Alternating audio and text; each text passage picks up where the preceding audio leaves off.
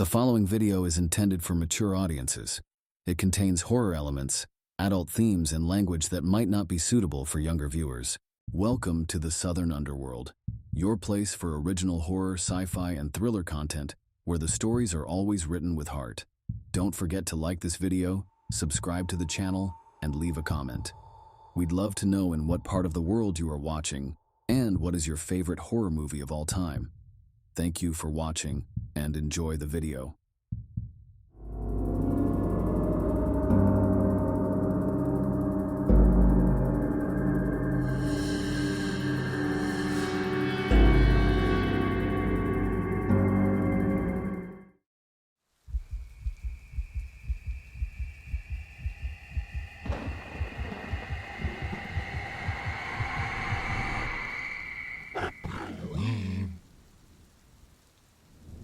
I never wanted to work at that storage facility.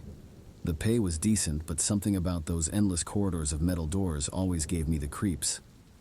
Still, you take what you can get when you're behind on rent and desperate. The night shift was the worst. Just me, fluorescent lights, and row after row of people's forgotten junk. The incident happened during my third week. I was doing my regular rounds when I heard music coming from Unit 233. It was not loud music. Just this faint, tinkling sound, like an old music box playing a carnival tune. Now that shouldn't happen in a storage unit at 2 a.m. I radioed my supervisor, but he was out sick that night. Typical. The music kept playing, and protocol said I had to check it out. The master key felt heavy in my hand as I approached the unit. That's when I noticed the lock was already broken. The door rolled up with this awful scraping sound, and the music got louder. My flashlight beam revealed what looked like someone's abandoned theater collection. Dusty costumes, old props, pieces of stage sets, all piled up.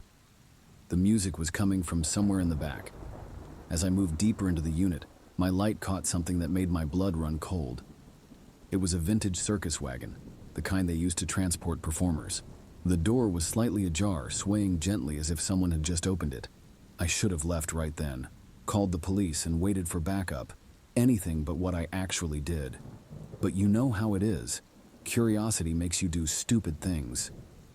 Inside the wagon was what looked like a dressing room. Mirrors were everywhere, covered in years of dust except for one that had been recently wiped clean. The music was louder now, and I could see a small antique music box on a table, its rusty gears still turning. That's when I saw it in the mirror. A figure in the corner, wearing what had probably once been a white costume, but was now yellowed with age. The face paint was cracked and peeling, revealing patches of something dark underneath. It wasn't moving, just standing there staring at me through the mirror. I spun around, but the corner was empty.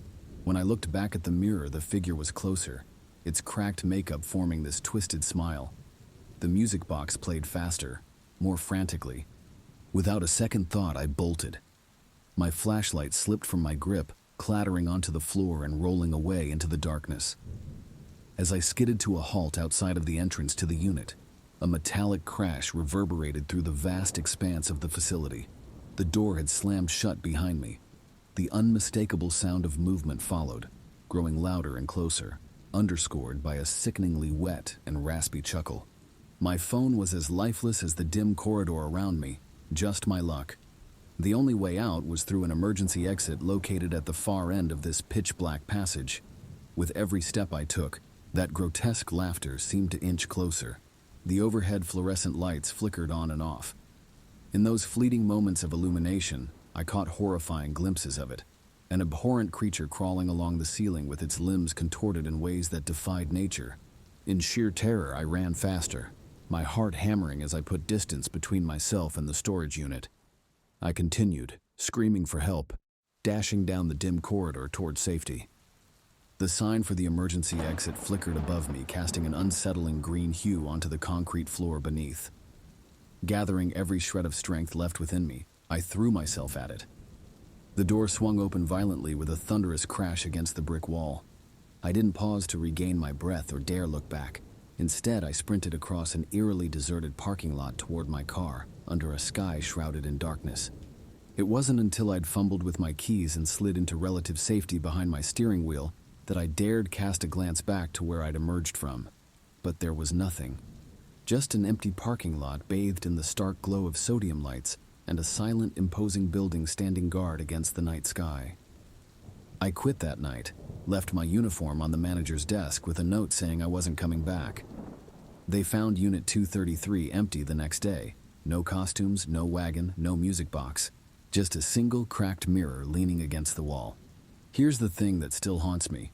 About a week later, I was watching the local news, and they did this story about a traveling circus that went bankrupt in the 70s. They showed some old footage, and I recognized that wagon. But what really got me was when they mentioned how the star clown had disappeared after being accused of some pretty dark stuff.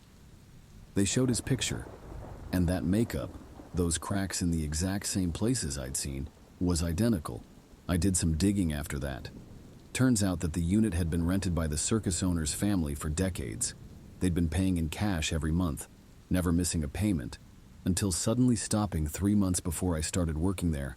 I still can't look in mirrors at night. Sometimes, when it's quiet, I think I can hear that music box playing somewhere in the distance. But you know what's really messed up? The security cameras caught everything that night, but when they played back the footage, I was alone the entire time. Just me, running from nothing, fighting with a door that never actually closed. They say the mind can play tricks on you, but I know what I saw. That thing in Unit 233 was real, whether it showed up on camera or not. These days, I work day shift at a grocery store. The fluorescent lights still bother me, but at least there, the only thing in the mirrors is my own reflection.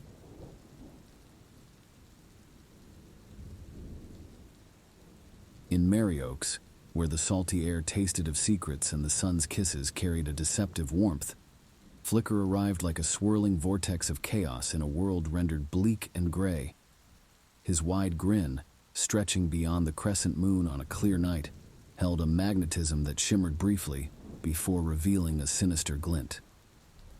With a flick of his wrist, he conjured playful creatures from thin air, twisting them into shapes that mirrored the darkest fears of the unsuspecting townsfolk. But as time passed, Flicker's presence brought not joy but a creeping sense of unease to Merry Oaks. Laughter turned into anxious giggles, and disappearances plagued the town. Children vanished without a trace, leaving behind only murmurs of giggling shadows and balloon strings that slithered in the dead of night. First, it was little Emma, her curls tangled and her laughter infectious. Then Daniel, whose shy smile never quite reached his eyes. And still, Flicker remained, his grin unchanging, his eyes holding a depth that seemed to swallow even the brightest summer sun. As rumors began to swirl around 4 troubled teenagers who were inexplicably linked to the town's dark underbelly, fear wove itself into their very beings. There was Maya, shunned for her mother's supposed witchcraft; Elias, weighed down by the legacy of his neglectful father; Sarah, haunted by memories of her sister's drowning; and Finn, marked by scars from a fire that consumed his childhood. Each one scarred in their own way, but it was Flicker who would stitch them together into a chilling tapestry of shared nightmares. One humid afternoon, Flicker presented each of them with a balloon. Maya's was a writhing serpent, its scales glistening in the dim light. Elias's was a mocking skull, its hollow eyes taunting him with memories he'd rather forget. Sarah's was a formless void, dark and foreboding like a black hole. And Finn's was a roaring inferno, flames dancing across its surface as if alive. As they touched the rubbery skin of the balloons, their nightmares came to life, bleeding into the waking world. Maya's dreams slithered and twisted on the kitchen walls. Elias's haunting past followed him at every turn on the streets. Sarah's long-lost sister reappeared in every puddle she passed, and Finn's all-consuming fire devoured the town in flashes of painful memories.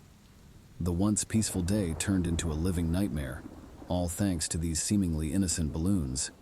They were now symbols of their deepest fears come to life, tormenting them in ways they never thought possible. The air around them crackled with an eerie energy as the balloons continued to pulsate with power. Driven by their struggles and the determination to save Merry Oaks, the group stumbled upon Flicker's lair, a forgotten carnival shrouded under a darkening sky. The once vibrant rides were rusted and covered in eerie shadows, with grotesque puppets suspended from their frames. In the center, amid a tangle of deflated balloons, Flicker waited with a sinister grin splitting his face. As they stood, eye to eye with their formidable adversary, the atmosphere was charged with tension and strategic maneuvering. Maya's voice reverberated with ancient incantations, conjuring up fierce storms that matched the wickedness of Flicker. Elias delved deep into his memories, retrieving powerful weapons to use against their foe.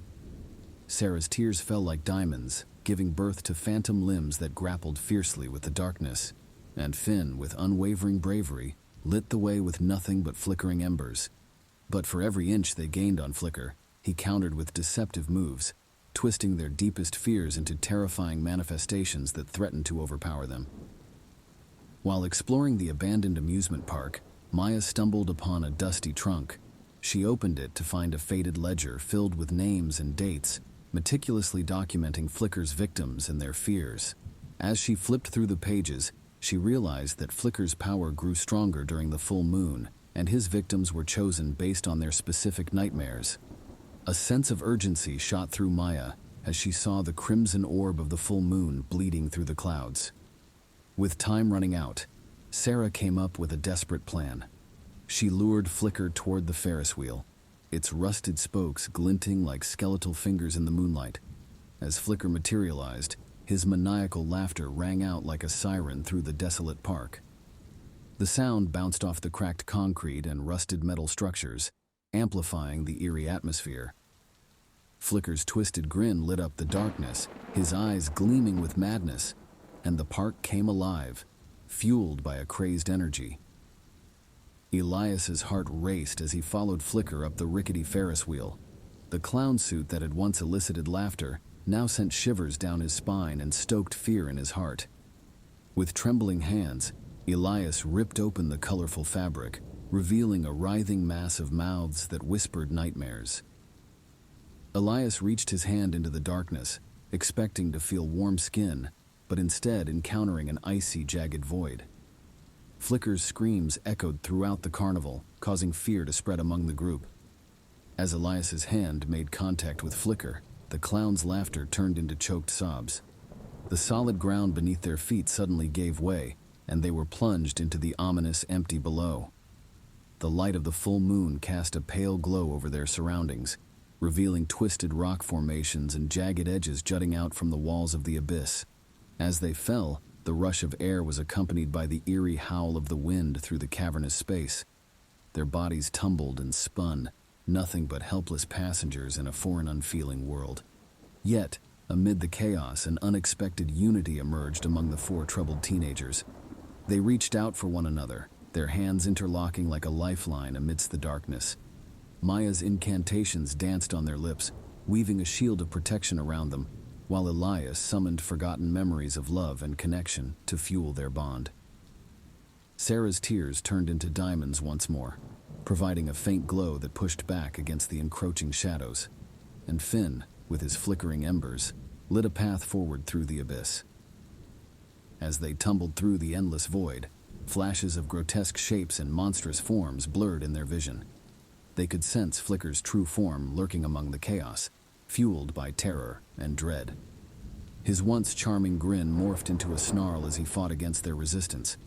But with every passing moment, his grip loosened, draining his strength as the group stood strong and united. Finally, with a collective surge of bravery, the group seized the opportunity to strike at Flicker's core. Maya focused her energy on channeling the ancient invocations she had inherited from her mother.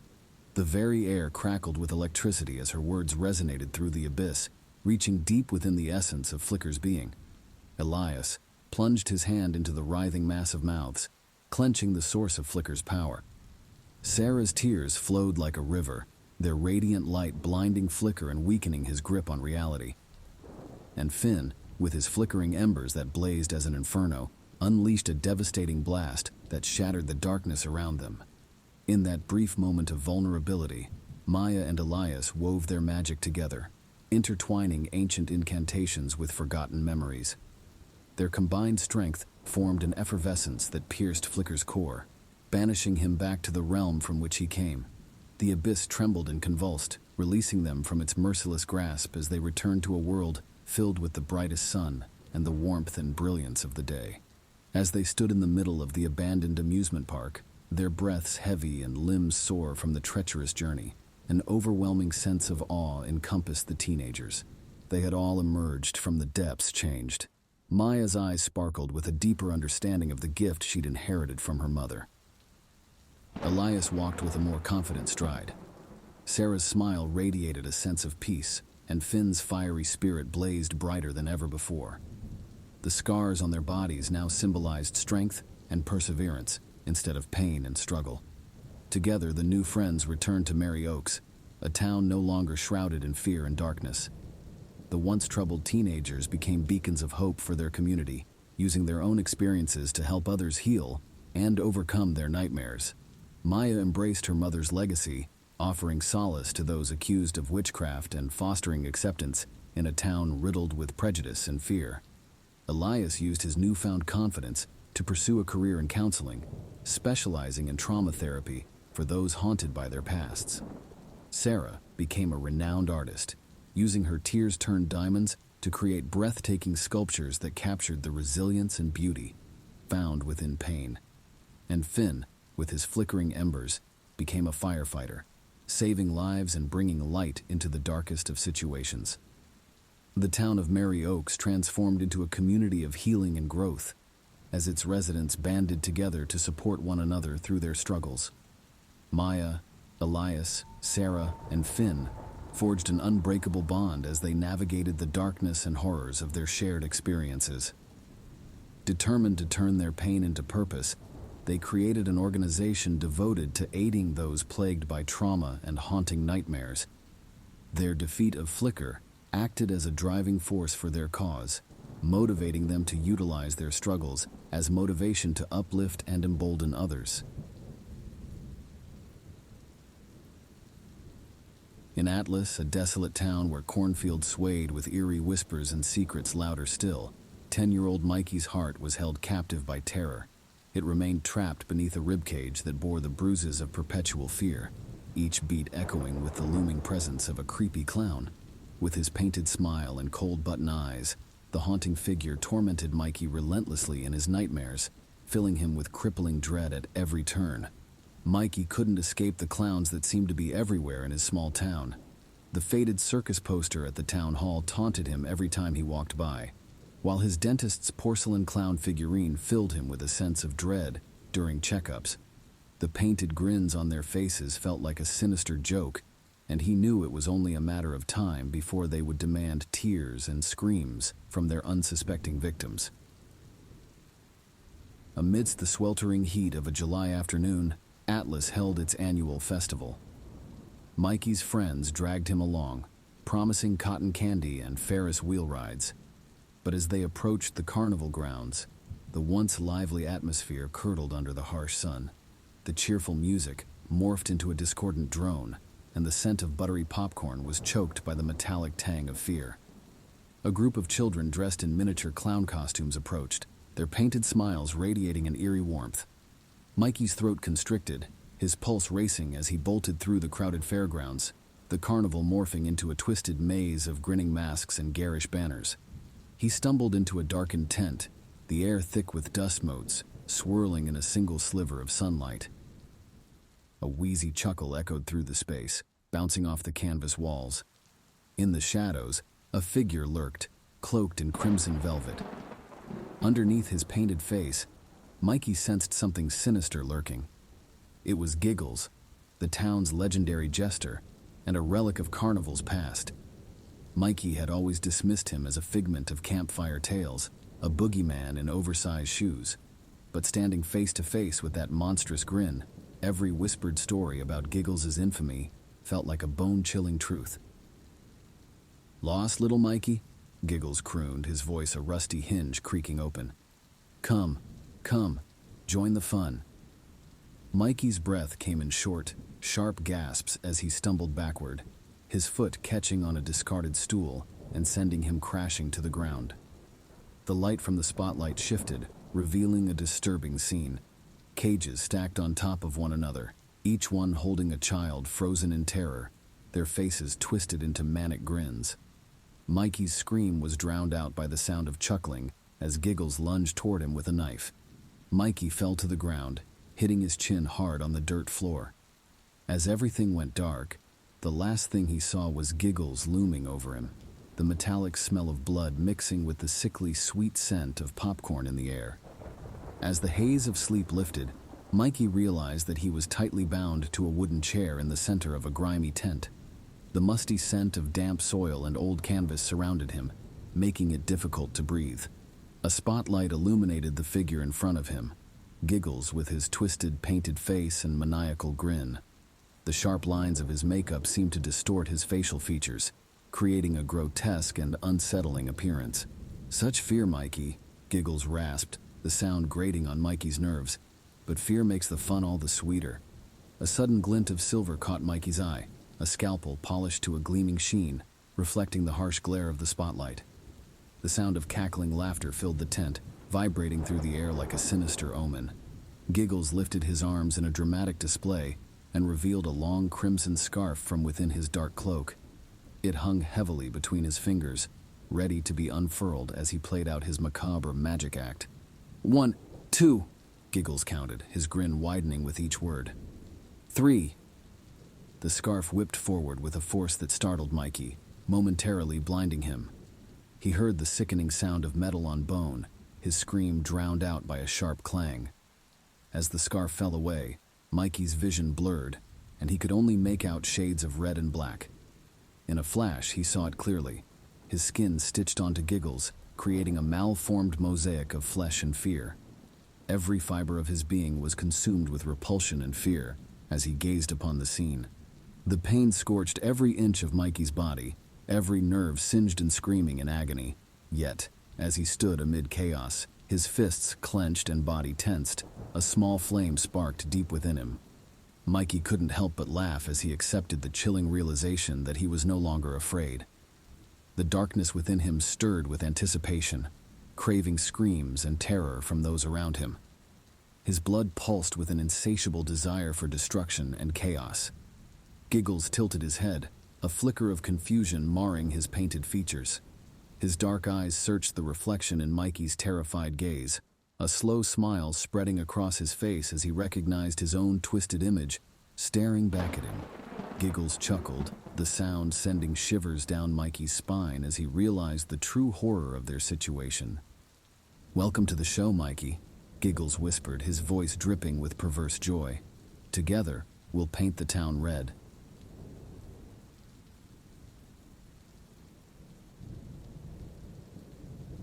The sterile facade of Hopewell Pediatric Wing could not conceal the lingering tragedy that seeped through its walls. Despite the passage of decades since the fire, unsettling energy still hummed through the hospital corridors, a haunting presence beneath the forced cheer of laughter and beeping IV machines. Dr. Amara Kapoor, experienced in healing both broken bones and wounded spirits, sensed it keenly, a disturbance beneath her practiced smile.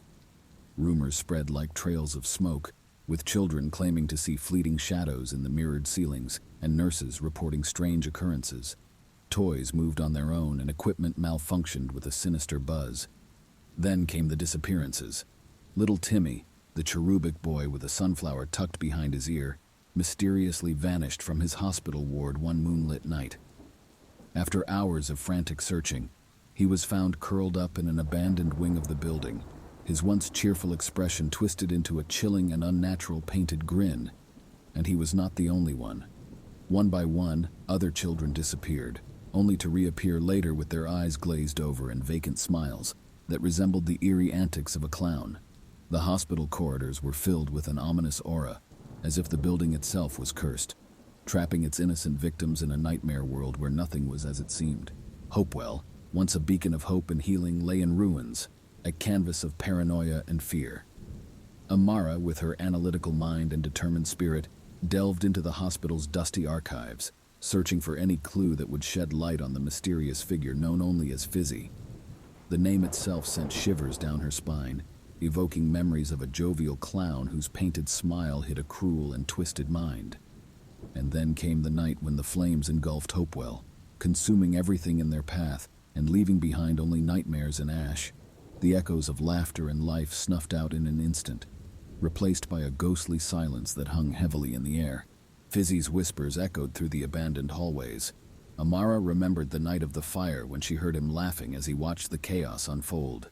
Now he had taken on a new form, that of a distorted figure in funhouse mirrors, preying on the vulnerable and stealing their innocence. And every night, Amara sensed his presence, a dark and unsettling premonition that wouldn't go away. Unable to sleep one night, she followed a haunting melody that led her to the burnt wing. The moonlight cast eerie shadows on the charred walls, recreating twisted scenes of trapped children forced to watch Fizzy's depraved performances. Fizzy appeared before her, a spectral figure dressed in a chaotic mix of shadows, his grin an unsettling jagged slash against the ashen background. Amara's heart pounded against her ribs, but she refused to let fear consume her. Instead, a chilling calm settled over her as she locked eyes with the twisted echo of a man. In that moment, she knew exactly how to fight him, not with the sharp blades of scalpels and the precise stitching of sutures, but with the powerful weapon of her stories. These tales, carefully crafted for each patient, were filled with the strength of bravery and the light of hope. As she spoke, she felt the darkness around him falter, unable to resist the radiant force of her words. Amara's narratives were more than just medicine. They were a source of healing for both physical and emotional wounds. Amara wove a tale of a fearless princess warrior, confronting a cackling shadow beast within the fiery walls of a fortress. With every word, the air sparked and the shadows trembled. The creature, known as Fizzy to some and feared by many, could no longer contain his amusement. His muscles rippled and his sharp teeth glistened in the dim light. With a low growl rumbling in his throat, he lunged forward, ready to unleash his power. But Amara evaded his attack while her voice rose to a crescendo. She weaved the final spell, a story of light triumphing over darkness. The room erupted in a whirlwind of light and shadow, and when it settled, Fizzy was nowhere to be seen, leaving only an eerie echo of his laughter behind. The sick children of Hopewell slept peacefully that night, their fears replaced by dreams of brave princesses and twinkling fireflies. But a sinister presence lingered just below the surface, waiting to re-emerge. In the forgotten corner of an innocent child's drawing, a single figure stood out, a grotesque clown with jagged teeth and a familiar, mocking grin. Even more unsettling was the faint flicker of darkness dancing in Amara's eyes, a haunting reminder of the beast she had exiled, but could never fully conquer. The ghostly remnants of Fizzy's malicious spirit clung to her like a grim trophy of the brutal battle won, and the ongoing conflict that lay ahead.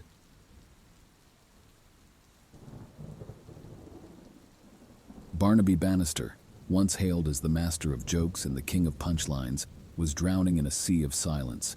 His once bubbly humor had gone flat, leaving him feeling as deflated as a discarded balloon animal in a forgotten playroom. But fate intervened when he stumbled upon a dusty old bookstore, and an ancient leather-bound tome caught his eye. Its pages promised mirth and mayhem, with punchlines laced with arsenic. It called itself the Grim Grimoire of Giggles, a twisted jester's diary filled with jokes darker than midnight and funnier than a funeral. Barnaby stumbled onto the stage the next night, his eyes gleaming with a manic energy. As he gripped the mic stand, his voice crackled and cackled with morbid glee. He launched into his routine, weaving tales of politicians spontaneously combusting mid-speech and financiers tripping over invisible banana peels of misfortune. His words dripped with a dark humor that seemed to intoxicate the audience. The initial polite chuckles quickly turned into the roaring laughter of a tidal wave crashing onto the shore. Barnaby's every movement commanded their attention, his shadowed sorcery captivating them like moths drawn to a flame. As the sun rose over the city, a strange scene greeted its inhabitants. Politicians stumbled out of their offices with smoldering toupees, attempting to deliver serious speeches, but only eliciting uncontrollable laughter from onlookers. The stock market was in chaos, with investors slipping and falling on banana peels and fortunes disappearing into thin air. Even lovers couldn't escape the effects. They laughed so hard that their bodies dissolved into shimmering confetti. Barnaby watched it all with growing panic. He had unknowingly unleashed a powerful force upon the city, known as the Laughter Worm. This ancient being fed off dark humor and was now causing chaos and destruction in its wake. The laughter grew louder and more intense, drowning out any screams or cries for help. The once orderly buildings pulsated with distorted mirth, their windows oozing a gas that induced fits of laughter in anyone who breathed it in. Traffic lights flashed manically, cars swerving and bumping along a road paved with punchlines. A twisted carnival had taken over the city, with the laughter worm at its center, reveling in the madness and misery it had created. As Barnaby stood on the stage, his heart pounded against his chest and sweat dripped down his face. He felt the worm's presence lurking in the shadows, its tendrils slithering toward him with promises of power and a throne built on chaos. But as he spoke, a piece of his inner comedian refused to be silenced. He knew true laughter came from shared joy, not fear and destruction. So he frantically searched through the grimoire for a punchline that could defeat this beast spawned from fear. And in a moment of clarity, he found it, not in a malicious cackle, but in a quiet sigh that pointed out the absurdity of the worm's existence, its insatiable appetite nothing more than an endless joke. As he delivered this insight to the worm, a hush fell over the city. The beast, unable to find humor in its own existence, materialized in all its grotesque form, a writhing mass of shadows, its laughter choked in its throat. The city was still recovering from the chaos and strange occurrences caused by Barnaby's twisted sense of humor. The banana peels vanished, buildings reverted to their previous states, and even politicians seemed to have sprouted new hair, although not always tastefully. Barnaby, alone on the stage, carried the heavy burden of his final joke on his conscience. He came to the realization that he was not a hero, but a fool who had stumbled into darkness and barely managed to escape unscathed.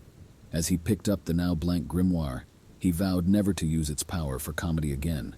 Instead, he would become a storyteller, using cautionary tales to warn others of the danger of unleashing laughter without thought or consequence. During the quiet hours of the night, when the stillness felt suffocating, Barnaby's mind would betray him. The worm's punchline seeped into his thoughts, a haunting reminder of the darkness that lurked behind every joke. It was a constant presence, evidence of the madness that had consumed him during his time as a comedian in the Twisted City, and he knew that no matter how hard he tried to escape it, the darkness would always linger like a scar, ready to resurface and overwhelm him once more.